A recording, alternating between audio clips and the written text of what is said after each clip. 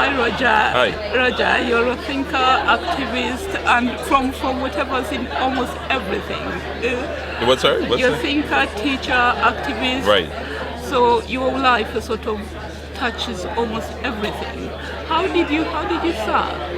How did I start? Yeah, how did you begin this journey? Being that, having lived different places and everything. What was your journey? Coming from Trinidad, our schooling system there was very much not about being one thing. Like a writer still has to take his place in community. Yeah. A writer still has to do social work in the world. A writer still has to create something that people want to read, but he also has a responsibility to his readers. So I went to a school called Naprima Boys School, and it was an all-boys school. But one of the interesting things they did is that they basically hired all the artists of the country to teach.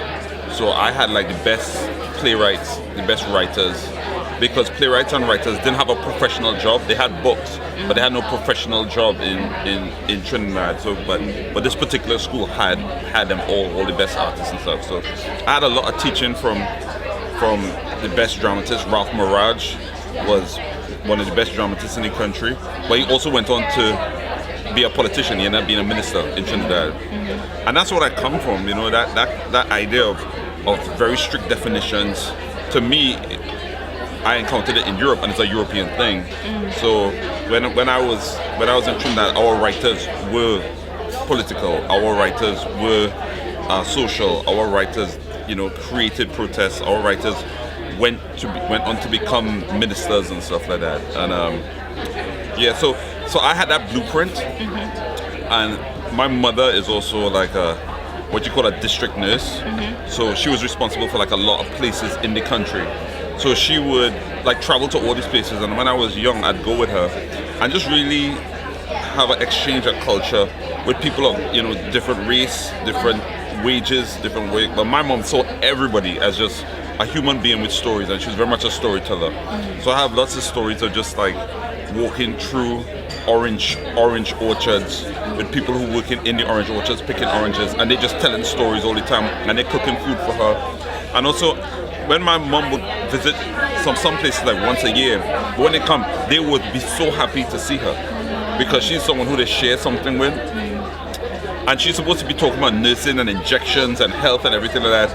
What my mom was doing is just what we call liming, just spending time with them. Just checking the children was okay, and then we go up the road. So it's just like that non-definition thing, I think, is a more whole and a more human thing. So when did you come here then? And then how did that change? That's a good question. I can't rightly remember. As far I think it's 1989.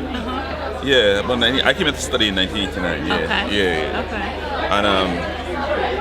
And I just didn't go back. But I more or less do the same thing now here that my mom used to do in Trinidad. I go different places, I teach, I talk to people, I try to develop organizations where people could be fed with literature and stuff like that. I co-founded Malika's Kitchen.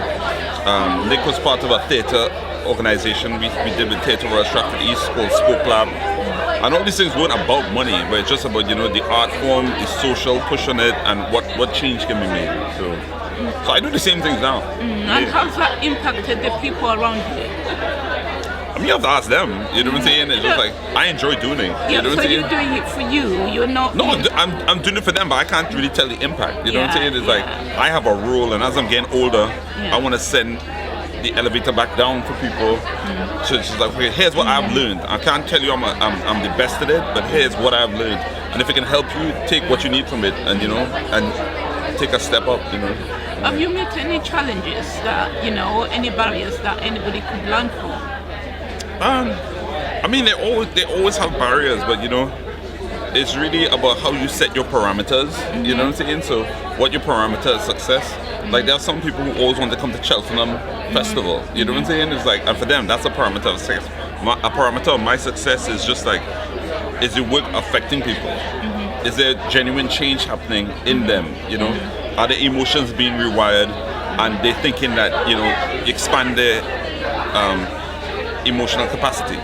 That's my measure of change. Am I getting my ideas from my head down on the page and in the performance as I want them to be? So I have fairly simple parameters for things. You know what I'm saying? It's like, of course you're going to meet blocks all the time, but you just have to kind of reframe how you look at things. And that's not just survival, but that's just a way to kind of like look at things.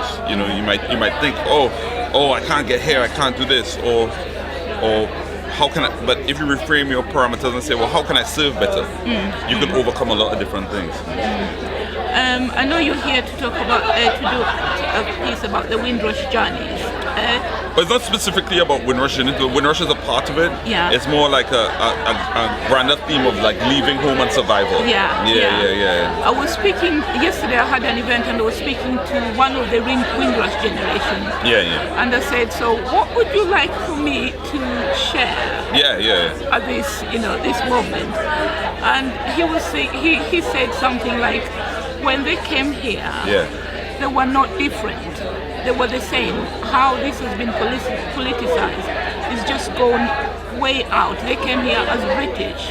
Right. And why are they now being made to feel they were different people?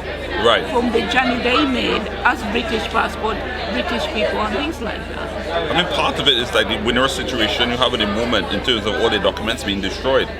Like, why are the Windrush generation's documents being destroyed and they're being deported first in secret, and all of a sudden, like now they have to fill in forms with a good character clause to stay in the country if they were British. So I'd say to them, you may have felt that you were British, but all the time, people were looking at you like you weren't. Do you understand? And the politicization is like, okay, I have a feeling that they have chosen a segment of the society who they have no defenders. The older Caribbean generation have no defenders, and they're going to save a lot of money in pensions and all different types of things, so they choose them. So lots of people thought Brexit was about Eastern Europeans and work. No, they wanted to Brexit was about pushing through what they wanted to push through to save money and go against people who can't defend themselves. So if you are, let's say, third generation and growing here, and you see your grandparents living this. And you see your grandparents what? You are living this life.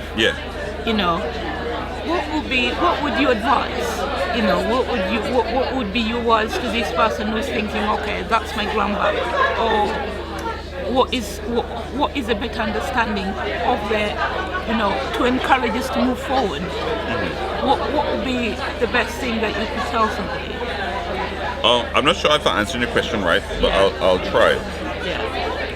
The thing about it is that you have to understand as black people is that if you when you attack one person, not just black people, as a whole society, if you attack one person and one person is in danger of being, basically turfed out when they're being considered British, then everybody's in danger.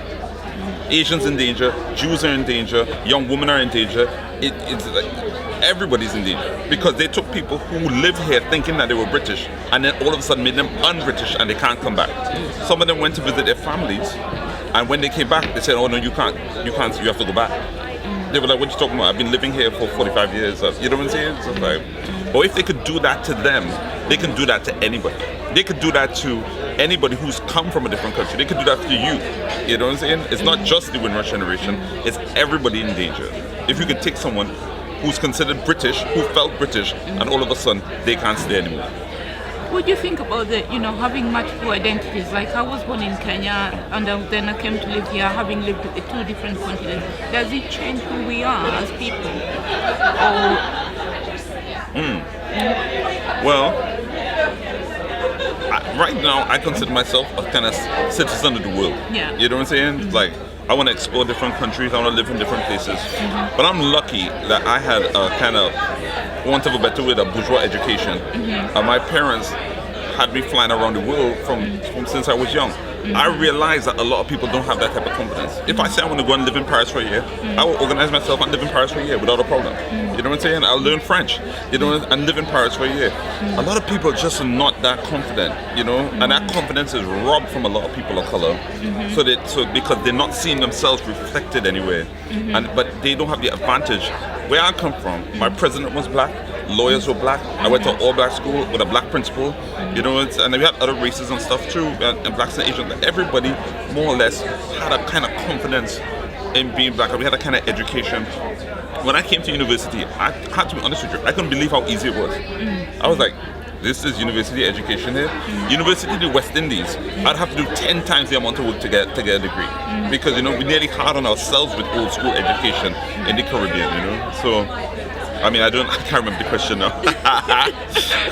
but from what my identity is. The identity. So you were given your identity from, you know, the Trinidad. So that in that way, coming to live here, you already knew who you were, and you didn't have to. Yeah, I didn't have to develop that in England. You know what I'm saying? Yeah. I mean, how hard is it when you're growing up as a young black man here, and all you see is with pictures of you is police brutality, violence. You don't see yourself on TV unless you're some kind of character or stereotype.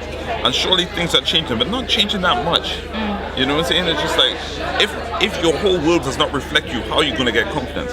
I have a 4.5-year-old son now, and I'm very aware of him growing up in England. That's why I want to explore different places, and for him to have an idea of what it is to be a citizen of the world, and how you can move through the world with it, you know? No, I really like that. Oh, you like that, yeah? Of the world. Yeah, for sure. Because I feel we live in a global world whereby everything is wrong. Yeah.